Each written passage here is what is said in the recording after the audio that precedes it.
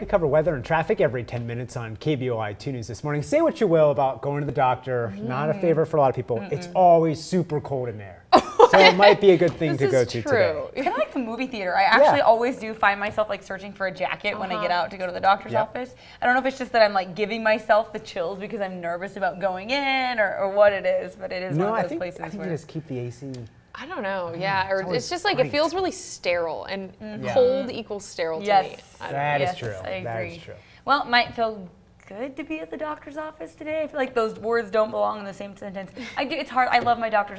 Doctors, we appreciate you. We love what you do when we need you. But at the same time, it's never somewhere where you're like begging to go. Yeah, no. So we're not begging to go up to triple digits, but it's happening again. Thankfully, the AC in areas like the doctor's office, anywhere else, should feel good this afternoon, and then we'll hopefully get a little bit of relief coming into play here. So also wanted to keep you posted on some of the smoke and haze that's been out in the air the past couple of days. It's drifting in from from north of Washington, north of the border in Western Canada, British Columbia, dealing with some wildfires up there, and it's sinking right down into Western Washington. This picture kind of showing how it's impacting the Seattle area, Eastern Washington under an air stagnation advisory as well. And then even as you get down a little bit closer to us here in the Treasure Valley, of course, this, an old image, it's a little bit dark out there right now, obviously, but on the satellite, you can kind of see some of the cloud cover that formed yesterday in the afternoon, but it's really in the afternoons that we start to see that haze settling in across the skyline here in the Snake River Plain. These low valleys like to let that smoke sink in, and unfortunately it's going to take something to mix it out of the air. So I wouldn't be surprised, because of where our air is coming from,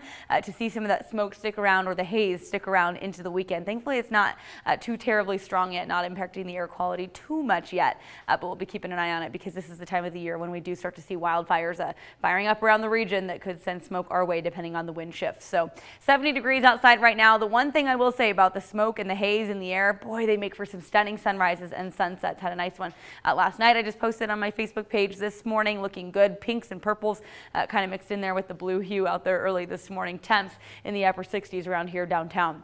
Nothing to show you on the satellite radar, so not seeing the smoke pop up on the satellite radar. That's usually a good thing, meaning it's not super strong. We do have plenty of watches and warnings to tell you about on the board, though. Red flag warning in effect this morning for eastern Payette County. Just conditions prime for fires if we do see any startup in that region. Excessive heat warnings in play. Everything you see here in that bright pink on your screen from northern California stretching up the west coast into western Washington. Heat advisories there in orange, and it really is going to be western Oregon, northern California, western Washington that takes the brunt of this extreme heat wave. Temps in Seattle today up toward the mid-90s. We could creep up even closer to 100 by tomorrow. 106 in Portland today. That's 1 degree shy of the all-time record high in the city of Portland, dating back as far as records go. Reading at 112 this afternoon. We'll be at 116 in the city of Medford, Oregon, which is in the southern portion of the state, and then up toward tomorrow again, creeping up toward 97 in the Seattle area. May hit 100 in some spots. 107 in Portland. If they hit that again, that ties that all-time record high.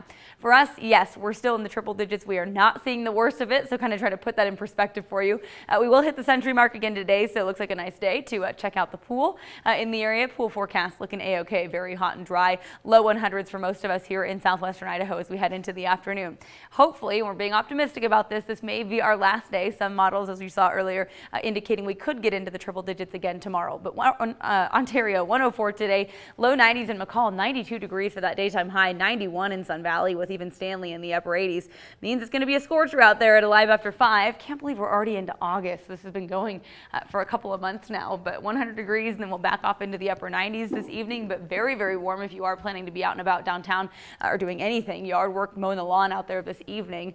Temps will be toasty, so at least at Live After 5 there's a fountain. Maybe you'll have to settle for the sprinklers in your yard if you're out there doing yard work.